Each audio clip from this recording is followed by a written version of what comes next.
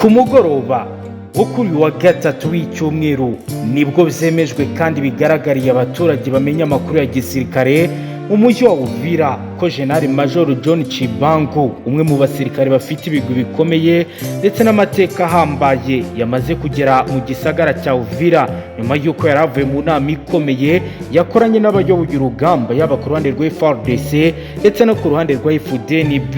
Uyu akaba yamaze kugera muri Uvira aho yahawe misiyo ikomeye, akaba rero aje mu bikorwa bidasanzwe bya gisirikare. Ni operasiyo aje kuyobora kandi igomba gusiga nk'uko babimushinze igisagara cya Bukavu, igisagara cya Goma, ikibuga cy'indege cya Kavumu n'ahandi hatandukanye bisubiye mu maboko ya FARDC. Uyu ni muntu ki? Ese niye mpamvu ikomeye uyu John Chibangu ari we bahisemo kohereza? Ni muze turebere hamwe banywanyi byinshi kuri uyu mugabo, tubabwire kandi n'inama ikomeye yitabiriye ibyayivugiwemo ndetse n'umugambi ukomeye bari gucura wo kwisubiza ibi bice. Aya ni amakuru agezweho kuri uyu mugoroba wo ku igenekerezo rya 27 Myandagaro 2025. Ndatangira nkubwira ibigwi bikomeye by'uyu Chibangu mbere yuko twerekeza kuri operasiyo zikomeye ndetse n'inama yabaye n'ibyo bari gutegura. Ndatangira nkubwira ko General Major Chibangu ni umwe mu basirikare b'abahanga kandi bafite ibigwi bitazibagirana muri aka karere k'ibiyaga bigari. Kuva mu ntangiriro z'umwaka wa 2000 uyu musirikare yagaragaje ubushobozi budasanzwe mu buyobozi bw'igisirikare, ubwitange mu mirwano n'ubuhanga mu micungire y'abasirikare n'imikorere y'igisirikare mu buryo bwa tactique, uburyo bwo gutegura no kuyobora ibitero ndetse na strategy, uburyo bwo gucunga intambara ku rwego rwagutse kandi rutari ku rwego rwo hasi. General Chibangu yinjiye mu gisirikare mu mwaka wa 2001 ubwo yari akiri muto, afite umurava n'inyota yo gukorera igihugu. Mu myaka yakurikiyeho yagiye ahabwa inshingano zikomeye kandi zihanitse mu bikorwa byo kurinda umutekano w'igihugu. Mu mwaka wa 2005 yitabira ibikorwa byo kugarura amahoro mu bice byari birimo amakimbirane akomeye. Ibyo bikorwa byatumye azamurwa ku rwego rwa kapiteni, aho yatozaga abasirikare bato mu buryo bwo gukoresha intwaro no gukoresha ibikorwa by'ubutasi. Muri 2008 yagiye mu bikorwa byo kurwanya imitwe yitwaje intwaro mu karere ka Kivu mu burasirazuba. Muri ibi bikorwa yakoresheje uburyo bwa reconnaissance, ubutasi bwo kumenya neza aho umwanzi ari ndetse n'ingufu ze, ndetse n'uburyo bwa embuscade, gutegura ibizwi nka ambushing. Bikaba rero byaragiye bikoranwa ubuhanga bwe muri iyi mirwano bwatumye azamurwa ku rwego rwa komanda, aho yayoboye igisirikare mu bikorwa byo gutabara abaturage, kurinda umutekano w'ibikorwa remezo no gucunga ingabo mu buryo buhamye. Akaba rero uyu General Chibangu azwiho kuba umuyobozi ukomeye mu gutanga amabwiriza asobanutse kandi afasha abasirikare kumva neza inshingano zabo mu gisirikare. Ibi byatumye ahabwa ibidasanzwe, ahabwa leadership opérationnel, bisobanuye ko afite ubushobozi bukomeye mu bijyanye no kuyobora ibikorwa bya gisirikare.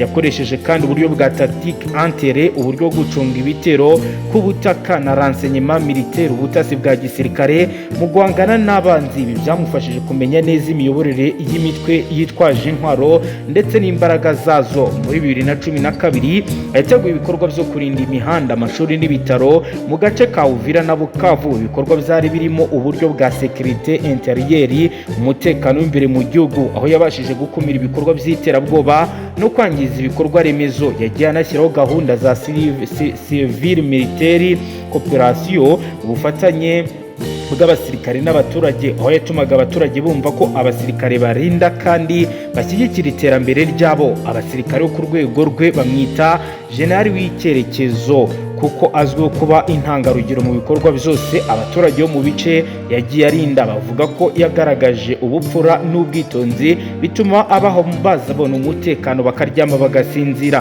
Muri rusange ibigwi bya General Major Chibangu biragaragaza ko ari umusirikare w'intwaro ufite ubuhanga mu buyobozi, mu gutegura no gushyira mu bikorwa imirwano ndetse no gucunga umutekano w'abaturage n'ibyemezo bifatwa bitanga umusaruro. Amateka yanditse akaba rero agaragaza uburyo ibintu bimeze, oro bivugwa ko ari umuyobozi wagiye ugaragaza uko ahagaze. General Major John Chibangu ni umusirikare udasanzwe uje kuyobora ibikorwa bya gisirikare. Reka tubabwire byinshi kuri iyi nkuru mu buryo burambuye burambuye.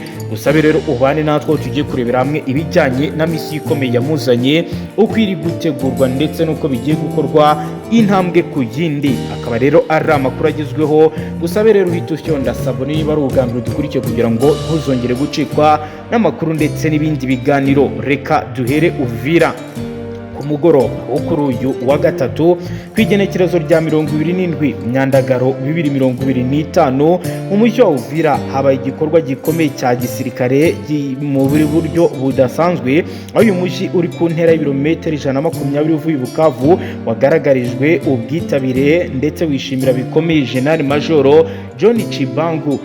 Uyu akaba rero ari umwe mu ntwazangabo zikomeye igisirikare cya Kongo gifite, akaba rero yahageze mu bikorwa bya gisirikare aje kuyobora operasiyo zikaze cyane zitegura kubohoza Bukavu no kugaba igitero gikomeye mu gisagara cya Goma. Uyu mwitozo wose wari warateguwe mu buryo buhambaye binyuze mu bufatanye bw'inzego z'ubutasi, Service National de Renseignement ndetse n'ibijyanye n'abakora ubugenzuzi bwa terrain reconnaissance. Bikaba rero byatanze ishusho y'uko imirwano igomba kuba yatangira mu buryo budasanzwe bwa commandement et control, bivuga ko ari imiyoborere ndetse no kugenzura uko imirwano ihagaze. General John Chibangu si izina gusa rishya mu mateka ya FARDC, yigeze kuba umwe mu bakuru ba Brigade Speciale de Intervention Rapide, brigade yihariye yihuta yakoze ibikorwa bitandukanye igizwe n'abasirikare batoranyijwe bafite imbaraga ndetse n'ubushobozi bwo kwinjira mu bikorwa bikomeye mbere yo kugaba igitero. Iyo brigade yakundaga gukoresha uburyo bwa tactique de guerre, uburyo bwo kurwana mu mujyi ndetse no gukora ibindi bikorwa bya gisirikare. Reka tubabwire uruhare rwa General Chibangu muri ibi bigiye kuba. General Chibangu kuri ubu rero bizitezwe ko agiye guhindura ibintu bidasanzwe, akongera agashyira umurongo ufatika ku bigiye kuba. Aho rero ku isaha saa 12 z'umugoroba mu cyumba cy'inyubako yahoze ari Quartier General de 122e Brigade habera inama y'ingenzi. Inama yitabiriwe n'abakuru b'ingabo, officier supérieur harimo colonel opération, chef de logistique ndetse na officier de renseignement militaire hagati y'u Burundi ndetse na Kongo. Bose bari bahari muri inama. Hakozwe igenzura ku buryo ibikorwa by'ubutasi, opération de renseignement zerekana imiterere y'umwanzi, harimo ordre de bataillon, ishusho y'uko AFC yubatse, ingabo zayo, ibirindiro ndetse n'ibikoresho bafite. Hari kandi ibijyanye na axe de attaque principale, inzira nyamukuru zishobora gukoreshwa mu gusatira Bukavu, harimo umuhanda wa Kamanyora Bukavu n'umuhanda wa Kavimvira Bukavu nk'uko bigaragara. Hari kandi zone de resistance, ahantu AFC ishobora gushyiraho ibirindiro bikomeye zo kwirwanaho. Chibangu yasabye ko hakorwa planification opérationnelle, gushushanya imiterere y'igikorwa ku buryo buri gice cy'ingabo kigira mission spécifique, inshingano zihariye, hagamijwe gushyiraho umutwe ku buryo bwo gusatira Bukavu no kugera mu bice bitandukanye bigenzurwa n'izasarambwe. Hari kandi gahunda ikomeye yateguye yo kuboza igisagara cya Bukavu ndetse n'igisagara cya Goma. Igikorwa cya mbere General Chibangu yahawe ni ukugarura Bukavu mu maboko ya leta. Bukavu ifatwa nk'izingiro ry'ubutegetsi bwa Sud Kivu, ikaba ifite akamaro gakomeye kadasanzwe mu buryo bwa gisirikare ndetse n'ubukungu. Nk'uko rero bigaragara, objectif stratégique ya mbere ni ugufata Bukavu kugira ngo ice intege zasarambwe, gukomeza ligne de communication, imihanda n'ibiraro bikaba rero bizagomba kuba bizafungurwa, leta akaba ari ibigenzura. Hari kandi gushinga base logistique, ibirindiro by'ibikoresho n'ibiryo by'ingabo kugira ngo bagire akamaro mu bikorwa bakora bitandukanye. Nyuma ya Bukavu, intego ya kabiri ni Goma, n'umurwa mukuru wa Kivu y'Amajyaruguru ufite akamaro gakomeye muri politike n'ubukungu. Akaba ari isoko rinini ry'imitungo, Korta, Kasigereti zigenda. Bikaba rero kuri ubu bivugwa ko bamaze kuba babitakaza. Ni igice kandi gifite ibice by'ingenzi, icyo twakwita ko ari geopolitique et geostratégique. nk'uko rero bigaragara, niyo mpamvu ikomeye igisirikare cya leta gishaka kuba cyakongera kugira ubugenzuzi kuri iki gice. Amakuru akomeye arakomeza avuga ko mu nama y'ingenzi yabereye Uvira hashyizweho icyumba bise Centre de Commandement Opérationnel Avancé, iki akaba ari icyicaro cy'imiyoborere y'urugamba, aho rero Cibango agomba kuzajya yakirira amakuru yose, akareba ibiri kuri carte topographique, amakarita y'imisozi ndetse n'inzira n'imigezi, akareba kandi tableau de planification, akareba rero tableau iriho imigambi ndetse n'ibigiye gukorwa, akareba kandi communication sécurisée, itumanaho ryihariye ry'uko ibintu bimeze. Muri iki cyumba General Cibango yatanze ordre d'opération, itegeko rya operation mu byiciro bitandukanye, ko agomba gukorwa phase de reconnaissance, ubutasi n'isesengura rya terambere yo kugaba ibitero, hagakorwa kandi phase de préparation, gutegura imirwano, intwaro, ibiryo, imiti, imodoka ndetse no gukora briefing ku basirikare. Hari kandi phase de attaque, gukora igitero mu bice bitandukanye mu masaha yagenwe, hakaza kandi phase de considération, gushinga ibirindiro bikomeye muri Bukavu. Hari kandi phase de exploitation, gukomeza igitero mu gihe bimaze kwemezwa. FARDC rero kuri ubu ikaba yahise yohereza deuxième brigade mécanisée ifite imodoka z'intambara mu bice bitandukanye kugira bakaze umutekano. Hamaze kandi koherezwa mu misozi miremire commando spéciale, aba n'abasirikare batoranyijwe bafite ubumenyi bwo kurwanira mu misozi no mu mashyamba. Hari kandi unité de jeunes militaires, abashinzwe kubaka no gusana ibiraro birinda, bikaba rero ari bitangiye gukorwa. Ariko hagati biravuga ko AFC ifite force mobile, abarwanyi bagenda mu modoka nto za pick-up zifite imbunda zikomeye za mitrailleuses, bamaze guhabiza bikomeye bamwe mu basirikare bizasara ba FARDC ndetse na FDNB. Hari kandi unité de sniper, aho rero abasirikare bizasanambwe bafite amasasa akomeye bashyize mu misozi ndetse n'ahantu hashobora kuba hanyurwa cyane, urugamba rukaba rwakomeye. Hari kandi drone de reconnaissance, indege nto zikora ubutasi bwo mu kirere. Nk'uko rero bigaragara kandi bivugwa kuri ubu, hari biri gutegurwa bya grosseri, hari ordre de bataillon, uko umwanzi yubatse ingabo n'ibikoresho byamaze gukusanywa. Hari kandi contrôle commandement et contrôle, hakaba kandi bigomba gukorwa bya moivre en profondeur, intambara yo mu buryo bwo kujya mu mitima. Hari kandi base logistique, ibirindiro by'ibikoresho ndetse nuko ibintu bihagaze.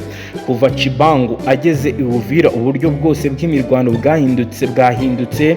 Hari ikimenyetso cy'uko FARDC ishobora kuba igiye kuzana discipline nshya militaire kugira ngo bakomeze akazi kandi bakomeze gutanga umusaruro. Hagati mu nkengero za Uvira ntabwo ibintu byoroshye. Ku mugoroba wo kuri uyu umunsi wa gatatu w'indwi ku igenekerezo rya 27 Myandagaro 2025, igice cya Kivu y'Amajyepfo cy'ibiyaga cya Tanganyika cyabaye icyicaro cy'imyanzuro ikomeye ijyanye no gucunga umutekano, ubwo FDNB na FARDC batangizaga gahunda nshya yo guhindura imiterere, sécurité opérationnelle, umutekano waho ibikorwa bibera.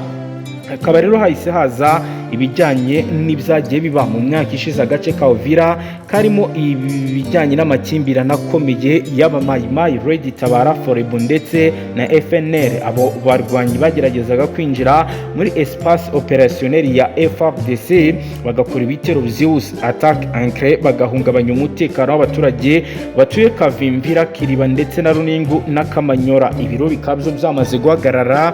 Kuri ubu hari ubufatanye bukomeye hagati y'iyi mitwe itandukanye, aho biyemeje intego imwe yo kwirukana izasarambwe. Ibi byose rero byatumaga gahunda zitagenda neza, bikaba kandi bihura n'ibiherutse kubera muri iki gisagara, aho ku munsi wa mbere w'indwi abazarendo bateje akavuyo gakomeye mu gisagara cya Uvira, hapfa abaturage batari bake. Kuri ubu rero hatangijwe operation conjointe Uvira 2025, gahunda yashyizweho yiswe Reorganisation Dispositive Militaire. Bikaba rero bisobanuye kongera gutanga uburyo ingabo ziri mu bikorwa byo gucunga umutekano ndetse ziri gukora akazi kazo. Kuri ubu rero hari gukorwa deploiement tactique, gushyira ingabo mu duce dufite icyicaro cya stratégie militaire kugira ngo bagere ku ntego z'igihe gito n'igihe kirekire. Hari kandi mutualisation des ressources kugira ngo basangire ibikoresho n'amakuru.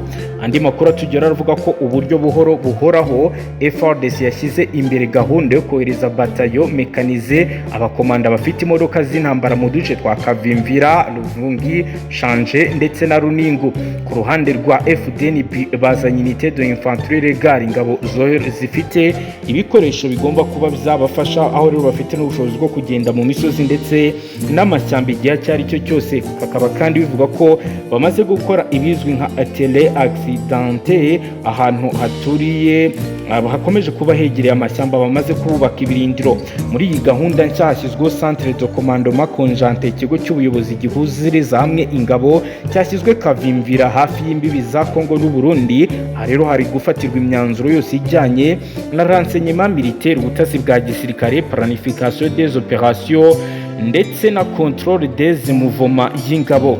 Ubuyobozi bukuru bwahawe rero abasirikare batandukanye, yaba bo ku ruhande rw'u Burundi ndetse yaba no ku ruhande rwa Kongo, aho rero bagomba gukorana kugira ngo ibikorwa byose bya gisirikare bibe. Ibiro byose n'ibiri gukorwa kugira ngo umutekano wongere ugaruke, abaturage bongere batuze. FDNB na FARDC bashyizeho kandi itsinda ryihariye rya renseignement militaire intégré, ubutasi buhurijwe hamwe, bakaba baryise Cellule Mixée de Renseignement Uvira. Uyu ni umutwe rero wihariye ugomba gukurikirana ibikorwa by'ubutasi mu gisagara cya Uvira.